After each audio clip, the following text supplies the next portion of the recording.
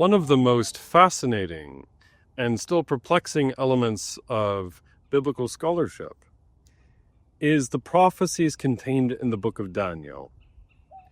At the end of Daniel, in the last few chapters, there are prophecies of coming empires until the arrival of a last one, like an iron beast, and prophecies regarding the arrival of a messianic figure, the Son of Man. Of course, this figure rides in the clouds that only Yahweh can do in chapter 7, and yet appears as a separate person from the Ancient of Days, a figure clearly of the Father. Now, in future content, I will be exploring with you why these prophecies are historically reliable, why they indeed go back to the historic Daniel, about 530 BC, and of course, why indeed we can trust the holy and inerrant Word of God.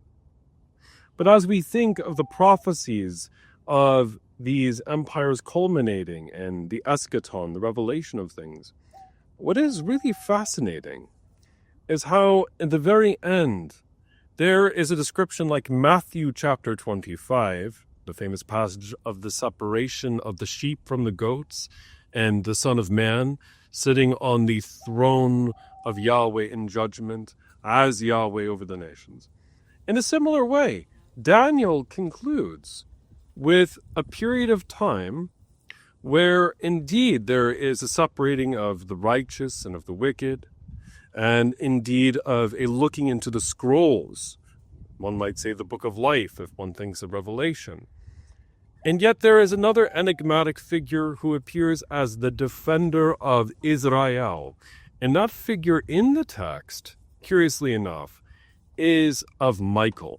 Now, Michael the Archangel is well known from, of course, our cathedral art in the Western tradition, and of course in icons of the Eastern tradition.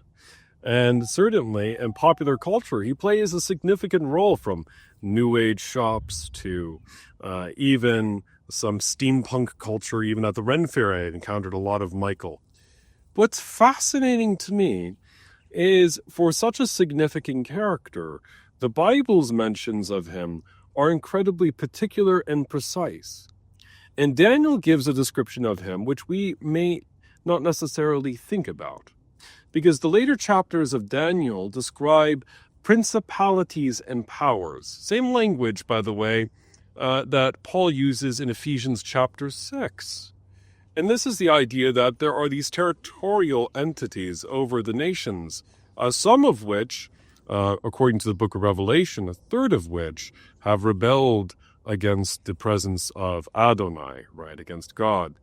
And so Michael in the text is described as a defender specifically of the people of God and specifically of the Old Covenant kingdom of Israel. And of course it has massive implications, particularly for New Covenant theology, and perhaps even for modern geopolitical realities, depending on whether you hold to a dispensationalist model or no.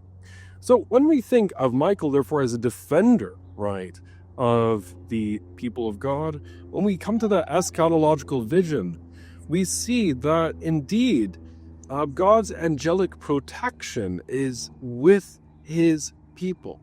Yes, he thrusts out of heaven the dragon, right, as we read in Revelation 12, and that is a significant role, but it is not just a once and done event.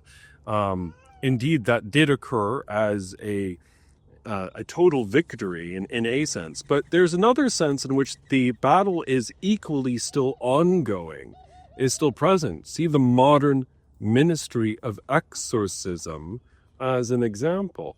And in that way, the intercessory role of Michael is something that you find even in the pages of the Hebrew Bible as a significant and powerful testimony that while empires and really the demonic powers behind them rise and fall, rise and fall, rise and fall, nevertheless, Michael and the other angelic hosts of God are present, helping to shepherd and steward the nations nearer and closer to Yahweh. Now, to be utterly transparent, this theological reflection is not controversial. It's agreed on by Protestants, Orthodox, and Catholics. Where the controversy, of course, rests is the question of whether or not one can openly ask Michael or another angelic member of the heavenly host for intercession. That's where Protestant, Orthodox, and Catholic dialogue definitely begins to enter into the realm of apologetics and polemics. But the one thing is clear. We realize that Daniel's view of political world landscapes was not limited to elections or limited only to ballot boxes or to Twitter or X, whatever they call it these days, but had a supernatural vision of what was taking place. And perhaps a vision that we could say was entirely reliant, as we see in Daniel's fasting, I believe in Daniel chapter 9, dependent entirely on relationship with God, with Adonai, and in prayer.